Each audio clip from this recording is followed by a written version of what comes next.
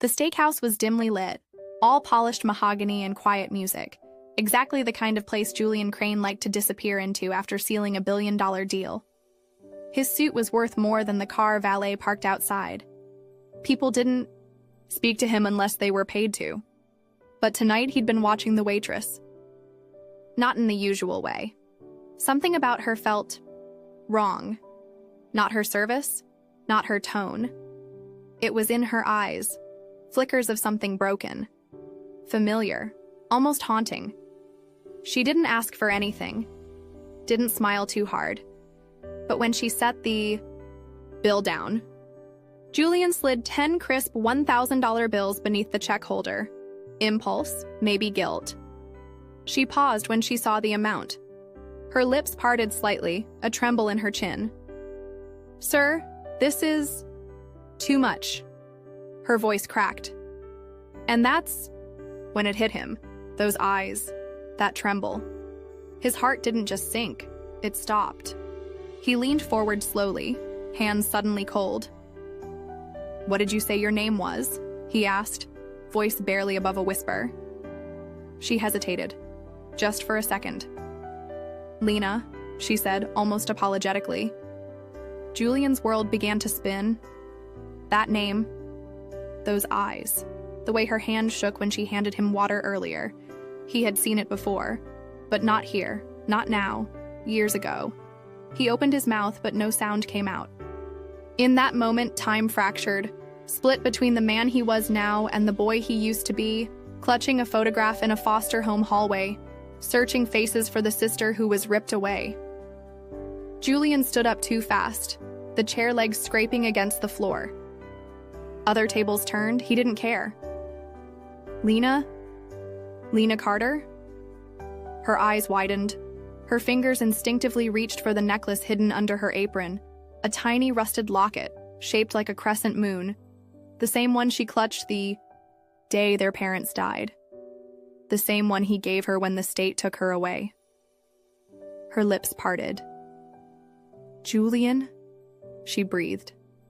One word, one name, and just like that, the past came roaring back, fierce and unforgiving. He dropped back into the seat, pale, breathless. "It's you," he whispered, voice cracking. "It's really you." Lena nodded, but tears now lined her lashes. "I saw your face on magazine covers. I cleaned the floors of buildings with your name on them, but I didn't reach out." Julian's chest ached in a way he hadn't known since he was 12. "Why?" he asked, hollow. Her answer came like a blade. "Because I didn't know if you'd remember me, or if you'd care." That's when the tears started. Not hers, his. Julian didn't remember standing. One moment he was staring at her tear-filled eyes, and the next, he was reaching out like he might lose her again if he blinked. "Can we talk?" he asked, his voice trembling. She nodded, too stunned to speak. The manager gave them a private booth in the back, more curious than kind. Julian sat across from her, his throat dry, watching her wipe her hands on her apron like a nervous child. "I looked for you," he said. "I searched every list, every file." Lena offered a sad smile. "They changed my last name, twice." She stirred her untouched coffee, avoiding his gaze. "I was adopted, then sent back, then placed again. It wasn't permanent." Her words dropped like glass shards. Julian's eyes darkened. "They returned you like a product?" She nodded. "I was 7. I cried too much. Had nightmares. I kept asking for my brother." Her voice cracked, but she didn't cry. Not yet. Julian did, quietly. His jaw clenched, hands white-knuckled under the table. He had built empires, but couldn't protect the one person who mattered. He wasn't a CEO here. He was a failure in a $1,000 suit. "I had your drawing," she whispered. "The one with the stars and our names in the sky. I kept it until it tore apart." She paused, then added, I used to believe you'd come get me." Her voice was light, not bitter, just childlike, innocent. That undestroyed part of her that still believed in fairy tales, even as life gave her nightmares. Julian lowered his head. "I would've," he choked out. "I thought you were safe. They said you were adopted by a good family, that you'd gone out of state." She finally met his eyes. "That's what they always say." She worked nights through high school, folding napkins, wiping gum off chairs, sometimes walking home in the snow with wet socks and a cracked phone. There were foster dads who drank too much, and mothers who forgot birthdays. She never had a birthday cake after age 7, just once, a stale donut and a candle she lit herself. "I didn't want to hate anyone," she said softly. "But some nights I did. Not you. Never you. I hated how quiet my room was, how nobody ever said goodnight back." Julian pressed his fingers to his lips, eyes glistening. The thought of her alone, still so gentle, still so forgiving, broke him more than any loss ever had. "I tried college," Lena said, "but I couldn't afford it. So I worked. Different jobs. This one's the best so far. People don't shout here." She laughed, but it cracked halfway through. "When you tipped me, I thought it was a mistake. I even checked to make sure you weren't drunk." Julian let out a pained laugh. "I didn't know why I did it. Just felt like I owed something." She tilted her head. "You didn't owe me. You were a kid too. We both were." Her grace was unbearable. Julian felt like screaming. How could someone survive all this and still be soft? She reached into her pocket and pulled out a tiny folded square, creased, yellowing. "I think you should have this." He opened it carefully. Inside was a child's drawing. Stick figures. Under a crooked moon, a boy and a girl. In the stars above them, Julian and Lena forever. "I'll find you. I promise." His chest caved inward. She had carried it all these years. Through foster homes, heartbreaks, dead-end jobs, she never let it go. "You kept this?" he asked. She nodded. "It was the only promise anyone ever made to me that I believed." Julian was silent for a long time.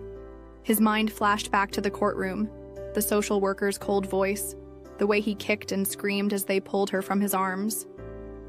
"They said I'd never see you again," he muttered. "Said it would be too traumatic. That siblings get separated for a reason." Lena leaned in gently. "Do I look like trauma to you?" she asked, half smiling. He shook his head. "You look like the best part of me I thought I lost forever." They sat there, two halves of a broken past, finally whole again. Not fixed, but found. She looked around nervously. "I'll probably lose this job now," she whispered. "I haven't taken a full break in 2 years. They're strict." Julian straightened. "You're not going back to waiting tables?" She blinked. "But He cut her off. "I'm not just going to write a check. You're staying with me. Enroll in college. Take your time. Heal. Live." She hesitated. "Julian, I'm not your charity project." He stood and walked over to her side of the booth, kneeling beside her. "No, you're my family. And I am your brother. I should have found you sooner. But now, I'm not letting go." She broke then. The tears came, slow and shaking. He held her like he used to when she'd scrape her knees, whispering the same line he once did under a blanket fort in a shelter. "You're safe now. I'm here."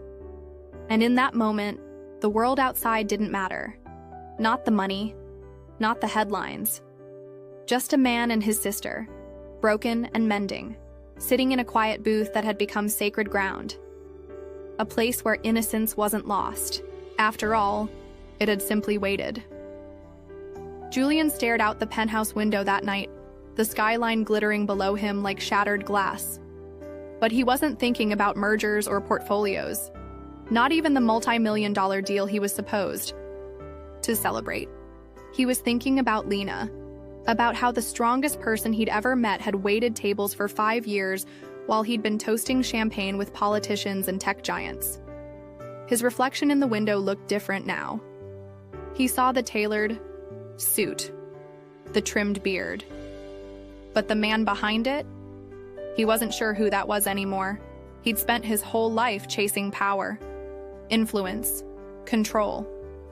And he had won, built empires, bought out competitors. He was feared in boardrooms, respected, on magazine covers. But that success was built on forgetting, on moving forward without looking back. Now he realized he hadn't built his success on stone. He'd built it on sand, on silence, on the belief that burying pain was the same as healing. But Lena's voice, so soft and forgiving, echoed through his mind like a song he thought he'd forgotten. She hadn't blamed him, not once. That innocence broke him more than any accusation ever could. He remembered their childhood, the way she'd hide under the table when their parents fought, the way she'd slip him the last piece of bread even when she was hungrier. She was the quiet strength he'd drawn from without realizing. She had been brave while he had been desperate. And now, years later, it was clear. She had endured the storm without armor. He had bought his armor with dollars. She had walked through fire barefoot, and she still smiled. That smile haunted him, because it had no right to survive what she did. And yet, it had. He walked to his bookshelf and pulled out one of the many awards he'd received. Visionary of the Year. It felt empty in his hands, plastic and polish. He set it down, then picked up an old photo album, one he hadn't touched in over a decade. The first page was blank. The second had one photo. Lena and Julian on the orphanage steps, her pigtails crooked, his arm around her shoulders, both of them grinning despite the bruises life had given them. He ran a finger over her face. "You were always better than me," he whispered. "You deserved everything I got, and more." He called his assistant that night and canceled all meetings for the week. "Family emergency," he said. But it wasn't an emergency. It was an awakening. The real crisis had already happened, years ago, and no one saw it. Not the state. Not the foster care system. Not him. Especially not him.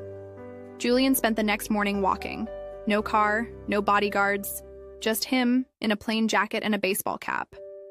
He walked through the streets Lena had likely passed 100 times. The ones where streetlights flickered and sidewalks cracked like tired bones. He was searching for something, but he wasn't sure what. He stopped at a small corner diner. Old, run down. He ordered coffee and watched the people, the tired mother trying to pay with coins, the teen wiping down counters with sleeves too long, the cook with burn scars on his arms. They all looked like Lena, worn down, but surviving, and none of them would ever know how close they were to falling through the cracks, like she did. He asked the waitress her name. "Sandra," she said. He tipped her generously, but more importantly, he asked, "Are you okay?" She paused. "You the first person to ask me that in weeks." He walked out of the diner with a pit in his stomach, because now he saw it, how easy it had been for him to walk past stories like Lena's. Not out of cruelty, out of comfort. He realized that he had become everything he swore he wouldn't when they were kids. Detached, distracted, powerful, but powerless where it mattered most. He thought about all the charitable donations his company made, all the press releases, all the scholarships with his name on them. But how many Lenas had slipped through the cracks beneath those headlines? How many siblings were still searching across time and trauma? He returned to Lena's apartment that evening. She answered, the door wearing the same tired sweater she'd worn at the diner. "Did you eat today?" he asked. She blinked, confused. "Yes. Why?" "Because I want to start showing up," he said. "Not with checks, with time, with truth." She stepped aside slowly, letting him in. "Why now?" she asked. Julian sat on the couch, elbows on his knees. "Because I saw the system. I saw the people left behind. I saw you." He paused. "And I realized I've been building towers on the backs of people still stuck in the basement." She sat beside him. "Julian, you don't owe me this." He turned to her, eyes red. "I owe you everything. You were just a child. And they broke you gently. Quietly. That's worse than violence. That's silence."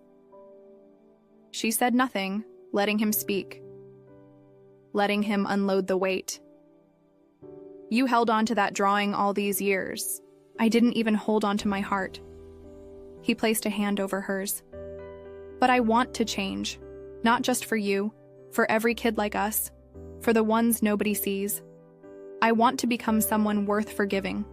Someone who didn't just survive, but learns to save." That night, Julian made a decision that would alter his legacy. Not through public relations, not through televised charity auctions, but through structural change. He contacted advocates, foster youth nonprofits, trauma counselors. He created a foundation, not named after himself, but after the one person who reminded him of what mattered. The Lena Carter Initiative.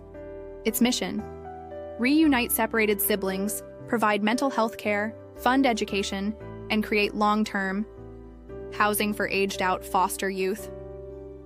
"Not just Band-Aids," he told the board. "We need to build bridges, and I'll be the first to walk across them." The press tried to spin the story. CEO's sister found in a restaurant. From waitress to heiress. But Julian shut it down. "This isn't a rescue," he said. "This is a reckoning. And she's not the story. I am. She was always enough. I was the one who forgot who we were." When Lena saw the first facility open, a safe house named the Star Room after their childhood drawing, she cried. Quietly, in the background, Julian watched her from across the room, and for the first time in years, he felt something deeper than success.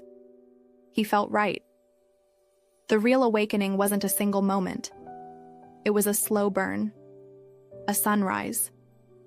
It came in every child he met who still believed someone would come for them.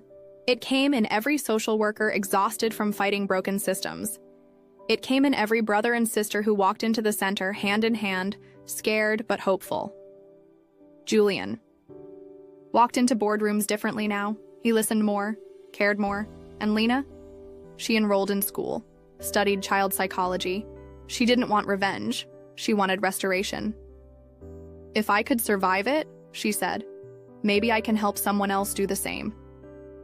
One night, as they sat watching old cartoons on the couch, Julian asked, "Do you ever wish things had gone differently?"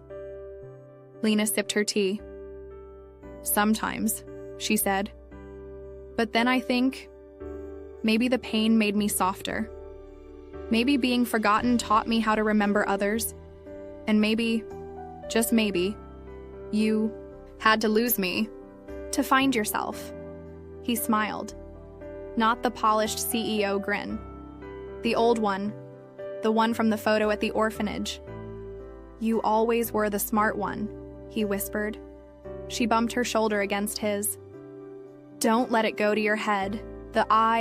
Rain fell like whispers that night, soft yet insistent, blurring the windows of Lena's small apartment. Inside, a single lamp cast a warm glow, illuminating a worn wooden table where two mismatched mugs sat untouched. Julian stood near this doorway, his shoulders tense, hands curled into unsure fists. He had rehearsed what he wanted to say a dozen times, but now, looking at her across the room, every practiced word vanished. Lena sat cross-legged on the couch, wrapped in a faded quilt, her face unreadable, eyes still but tired. The silence between them carried years, unspoken but heavy like a dam just before it breaks. "I remember," Julian finally whispered, his voice cracking as he sank into the chair opposite her. "That night. The night we were taken. You held my hand so tight I thought it would break. Lena looked at him, startled by the memory. I was scared you'd disappear, she said quietly. And then you did. The words weren't meant to hurt, but they landed like a blade between ribs. Julian flinched, not from blame, but from truth. He leaned forward, elbows on knees, his eyes glistening. I tried to forget everything just to survive. But I never forgot your name, never your face. Lena blinked fast, but a single tear slipped free. I looked for you, for years. Every face in the crowd, every man who walked by me. I wondered if it was you. She gripped her mug tighter, knuckles pale. And then one day I saw you, on TV, announcing a new product line, smiling, wearing the same eyes I had in the mirror. I knew it was you, but I couldn't afford to hope. Julian felt his breath catch. He reached across the table slowly, letting his hand rest open between them. I was lost too, in suits, in power, in pretending I didn't miss you every single day. Her hand hovered over his for a second, then dropped into it like rain into parched earth. The contact was electric, not dramatic, not loud, but profound in its stillness. She whispered, I thought I was the only one hurting. He nodded, the lump in his throat rising like a wave. I thought I wasn't allowed to hurt, he said, because I made it out. But I left behind the best part of me. Their fingers intertwined, hands trembling together on that old wooden table, like two survivors building shelter from old wounds. That one gesture rewrote a decade of silence. Then she stood up, walked to a drawer, pulled out a small folded paper, wrapped in plastic. She handed it to him with a hesitant breath. I kept this, all these years. He unfolded it slowly. The edges were brittle. Faded crayon marks danced across the page. 2 stick figures under a star. One held a flower. The other held a sword. Beneath them were the words in shaky handwriting. We protect each other. Always. Julian stared at it, mouth open, eyes wet. You remember this? She nodded. Every night before I went to sleep, it reminded me who I was, who we were. The Ray. Emotional walls collapsed. Julian clutched the drawing to his chest like it was sacred, like it could somehow reverse time. You're still that girl, he whispered. And I'm still that boy. But I forgot what we promised. Lena stepped closer, kneeling beside him, placing her hand on his chest. You didn't forget, she said gently. You just got lost, but you came back. He looked down at her, overwhelmed. I don't deserve this. Your forgiveness, your trust. She offered a soft smile, bittersweet and pure. It's not about deserving, she said. It's about deciding to love again anyway. And in that small room, with the storm still whispering outside, they wept. Not for what had been lost, but for what had been found again. 2 siblings, fractured by fate, reunited not by chance, but by the quiet pull of something greater. Love, not in grand gestures, but in worn drawings, in cold coffees, in memories that refused to die. Julian pulled her into a tight embrace, the kind he hadn't felt in years. Her head on his shoulder, his heart thudding like it remembered a rhythm long forgotten. And the past didn't vanish, but it softened, became a part of them instead of a prison. Lena never told him the whole truth, not because she didn't trust him, but because she didn't want to burden him. She had lived her life in silence, carrying pain like a folded note in her pocket, always there, but never shared. After they were separated, she had received a letter once, a notice from the orphanage that Julian had been adopted. She'd been only 12, clinging to a stuffed bear someone had left behind. No one explained why she wasn't chosen too. But that night, when the other girls had fallen asleep, she'd made a decision. If he's safe, that's enough for me. There were years when she slept on floors, worked 3 jobs, and smiled through cracked lips just so no one would ask too many questions. She could have reached out, yes. Could have followed his name across newspapers, tried to speak up. But she didn't. Because what if it ruined him? What if bringing back the past unraveled the man he'd become? So, she stayed quiet. Even when she saw him on billboards. Even when she walked past his towering headquarters and whispered, "That's my brother." She carried pride and pain in the same breath. And no one knew. Not even him. When he asked her later, "Why didn't you find me sooner?" she just smiled faintly and said, "You were doing well." He didn't know that she'd skipped meals so she could buy a proper uniform for her job at the diner, because it made her feel closer to dignity. He didn't know that she donated part of her tips to a shelter every week, because she remembered the nights she had nowhere to sleep. Julian learned that the strength he admired in her came from silent sacrifices made daily, without recognition or reward. And that made it all the more humbling. She didn't need applause. She never wanted credit. Even when he launched the Lena Carter initiative, she asked that her photo not be used. "I'm not the face," she said. "Let it be about the kids who still need help." Her silence wasn't weakness. It was grace. It was strength that didn't shout. Julian, who once believed success came with cameras and sound bites, now understood the power of the unseen. The woman who had quietly saved herself and others, without expecting anyone to notice, had taught him the most important lesson of all. Sometimes the greatest love is the one that stays silent. There was one more sacrifice she made, but never told him. A job offer had come in, a position far away, working with a child welfare organization, a dream role, a new start. She turned it down, quietly, because she knew Julian needed her close right now. He was rebuilding more than a company. He was rebuilding himself. And Lena, despite everything, still believed in him. She gave up the future she'd always imagined to help heal the past they barely survived. She never mentioned it, never expected him to find out. But he did, months later. And when he did, he cried harder than ever before. Julian stood in the lobby of the shelter, eyes scanning the hallway like a soldier on alert. Lena had just gone inside to speak to one of the counselors, and though the building was safe, clean, and quiet, he felt his heartbeat ticking faster than it should. He had spent years feeling numb behind glass offices and conference calls, but now every movement, every word, every passing face made him alert.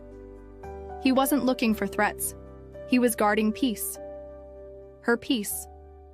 The idea that she might ever feel small or forgotten again made something ancient and furious burn in his chest. It started small. He began walking her home every night after her shift, even when she said it wasn't necessary. "Let me do this," he insisted one evening. "I wasn't there for the worst. At least let me be here for the rest." Lena smiled but didn't argue. And each night, through quiet neighborhoods and old lamplight, Julian walked beside her with eyes open, hands in pockets, and ears tuned to everything. He noticed who lingered on corners. He memorized license plates. He called the landlord, quietly, and paid off the back rent. Not because she asked, because she never would, but because he had to. Then came the day she was harassed by an old employer. The man showed up at the diner, grinning like nothing had ever happened. Lena froze. Julian didn't. He stepped between them before she could even process it. "You're done?" Julian said calmly, his voice low but steel hard. "If you speak to her again, if you so much as look at her, I'll use every legal angle to make sure you never work again." The man scoffed, then paused when he saw the fire in Julian's eyes. Julian wasn't bluffing. Not this time. Not when it came to Lena. She wasn't alone anymore. His board members began to notice the shift too. He canceled meetings if Lena needed him. He shut down a product launch that didn't align with the values he was building his new foundation on. One investor cornered him, saying, "You're letting personal matters cloud your judgment." Julian stared at him for a moment, before replying, "No, I'm finally letting humanity guide it." He no longer cared about headlines or quarterly projections. His priority had a name, a face, a soul that had survived hell and come out kind. If anyone tried to dim that light again, they'd have to go through him. He used his influence to reopen an investigation into the orphanage they came from, quietly gathering stories, testimonies, and affidavits from others who had suffered in silence. It wasn't about revenge, it was about justice. "I won't let them do to another child what they did to us," he said one night, staring out his office window, Lena sitting behind him. "I couldn't protect you then, but now I will." She didn't say anything at first, just walked over and placed a hand on his shoulder. "You're already doing it," she said softly. "You're showing up. That's more than anyone ever did." Julian sat alone in the darkened boardroom, city lights flickering behind him like 1,000 distant stars. He leaned forward with his elbows on the polished table, his reflection staring back from the glass. The silence was loud. He thought of every moment he'd chosen business over family, pride over vulnerability, and ambition over memory. Regret wasn't a sudden avalanche, it was a slow flood, and tonight it had reached his heart. He remembered being adopted and told, "You're lucky, forget the past." And so he did, or tried to, but forgetting Lena hadn't saved him. It had haunted him. For years, he told himself she had probably moved on, that they had both gone separate ways, and that was fate. But deep down, he knew. He had buried her memory beneath contracts and luxury, not because he didn't care, but because caring hurt too much. Now he could barely look at her without seeing the little girl in the shelter, clutching his hand with trembling fingers. "Don't let go," she'd whispered. And he had. The guilt sat on his chest like weight soaked in sorrow. "I failed. You," he told her one night, barely audible. "I made it out, but I left you behind." But Lena didn't condemn him. That's what made the regret worse. She forgave too easily, too quietly. That soft strength, that unwavering grace, he didn't deserve it. So he began to redeem himself in the only way he knew how: action. He sold off part of his company's luxury branch and redirected the profits to start a foundation in Lena's name, dedicated to housing and education for displaced siblings. He met every week with survivors. He sat in rooms he once avoided. He stopped being a CEO and started being a brother. Not by title, but by presence, by devotion, by humility. He visited their old neighborhood with her. They stood outside the crumbled foster center, now boarded up and forgotten. "It was colder than it looks," Lena whispered. Julian nodded, voice thick. "I thought I was escaping something," he said. "But I left the one person who ever made it feel like home." They didn't speak for a while, just stood there breathing the same air that once shaped their pain. That day, he didn't wear a suit. No one called him Sir. He was just Julian. Brother, broken, healing. And with every step beside Lena, he felt a little more whole. His redemption didn't come in applause. It came in quiet moments, in learning to listen, in picking her up from work, in remembering her coffee order. It came when he stopped trying to fix everything with money and started showing up with time, with heart. One evening, after a long walk, Lena turned to him and said, "You don't have to keep proving yourself. I see you. I know." And in that moment, Julian felt a peace he hadn't known in decades. Not because the past was erased, but because it was finally honored, and because the person he'd once failed had let him try again. Julian stared at the letter in his hands, the envelope soft and worn with time. It had arrived with no return address, just his name, written in a careful, almost childlike hand. Lena had gone out for her evening walk, so he sat alone at the kitchen table, heart racing. Something about it felt familiar, eerily so. He opened it slowly, unfolding the single sheet inside. The handwriting was shaky, but the first line made his breath catch. "You don't know me, but I knew your mother." The air turned thick. He leaned forward, eyes scanning every word with urgency. The letter revealed a name he hadn't heard in over 3 decades, a caretaker from the shelter, someone who had vanished the year he was adopted.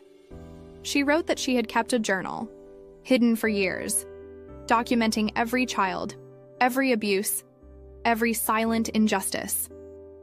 And within those pages, she'd written one thing over and over: Julian and Lena must stay together. The system had ignored her, buried her warnings, and Julian, taken in by a wealthy couple desperate for a child, had never known the truth. But now, someone had found that journal and wanted him to have it. He jumped from the table and called Lena, but her phone rang without answer. Panic threaded through his chest. He grabbed his keys and the letter, then rushed into the night. The city was a blur, every red light feeling like a locked door. Finally, he saw her, across the street, near the park bench they used to sit on as children. She was speaking to someone, a woman in a faded coat. Julian parked without even thinking, and approached cautious. As he got closer, the woman turned. Older, tired, but unmistakable. "You sent this," Julian whispered. The woman nodded. "I kept it safe for 30 years. Lena's eyes filled with tears. She had remembered this woman, Miss Garvey, the only adult who ever showed them kindness in that cruel place. Miss Garvey handed Julian the journal, wrapped in fabric like it was holy. "You were never meant to be separated," she said, voice trembling. "I tried, but the system was stronger than me." Julian took it with both hands, chest shaking. He had spent his life chasing power and order, and yet this single act of preservation, by a woman long forgotten, carried more courage than anything he had ever done. Back at home, Julian and Lena sat side by side, flipping through the journal. Each page revealed memories they'd lost, truths they were never told, and the love Miss Garvey had tried to give them both from the shadows. That night, Julian made a decision. He would use the journal, not just as evidence for reform, but as a sacred text to rewrite everything. A new system, a new future. The kind where no child gets lost, where no sibling gets torn away. He looked at Lena, tears in his eyes, and said quietly, "We're going to change the world, together." And she simply nodded. "We already are." Sunlight poured into the new community center like a gentle promise. It stood tall on the very street Julian and Lena once wandered barefoot, scared and alone. But today, the street looked different. Brighter, cleaner, full of life. Children laughed. In the courtyard, a mural covered the front wall, painted by local artists and survivors. At the heart of it stood 2 figures holding hands, one slightly taller, one smaller, but both looking forward. Above them, in bold flowing letters, "Every child deserves a home." Julian stood at the center of it all, not in a suit, but in a sweater Lena had bought him from a thrift store. He stepped up to the podium, Lena beside him, a soft breeze playing with her hair. The crowd quieted. Survivors, officials, students, old friends, they were all here. He cleared his throat and spoke not as a CEO, but as a man reborn. "This center isn't just a building," he said. "It's proof that no pain is wasted. Every scar we carry, every night we thought we wouldn't make it, brought us here. My sister and I were separated for years, but love doesn't forget, and today, we begin something new." His voice cracked. Lena touched his hand. The silence that followed wasn't empty. It was sacred. After the speech, they walked the halls together. Classrooms filled with mentors, therapy rooms filled with light, kitchens that never closed. The Lena Carter Initiative wasn't just about charity. It was about rewriting the blueprint. It was about making sure no sibling was ever forced to say goodbye the way they once had. Julian stopped at a wall where children's drawings were displayed. One showed a boy giving his sister a flower. Underneath it, in crayon, "My brother came back." Julian turned away to hide his tears. But Lena saw. She always did. She placed her hand on his back, steady and warm. Later that night, they sat on the rooftop garden, watching the city lights blink below. Lena sipped tea while Julian read a thank you card left by a teen they'd helped that week. It simply said, "I believe in tomorrow now." Julian folded it slowly and looked up at the stars. "Do you think Mom would be proud?" he asked, softly. Lena didn't hesitate. She already was. She just never got to say it. They didn't need to speak after that. Some moments don't need sound, just presence. The kind that says, "I'm here. I stayed. I won't let go this time." Clarity came not in one grand revelation, but in thousands of small ones. In the way Lena smiled when she walked through the center. In the way Julian no longer rushed. In the way pain became purpose. And hope. It wasn't a miracle. It was a decision. A seed planted in dark soil, watered with truth, and grown with love. They had been broken children, forgotten stories. But now they were the authors of something greater. And as the camera faded to the east high, a quiet shimmer of city lights and rising dawn, one truth lingered like a whisper. Some bonds, no matter how lost, always find their way home.